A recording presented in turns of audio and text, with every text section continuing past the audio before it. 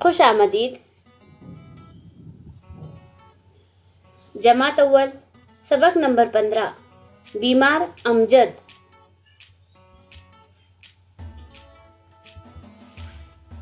सुबह का वक्त है, सर्द हवा चल रही है।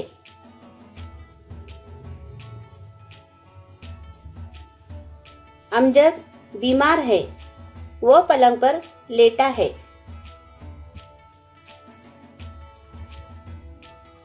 गर्म शाल ओढ़े हुए है, शाल का रंग सब्ज है।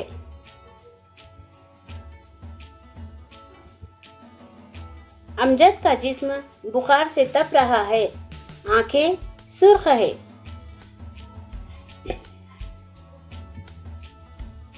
पूरे जिस्म में दर्द है, वो दर्द से बेचैन है।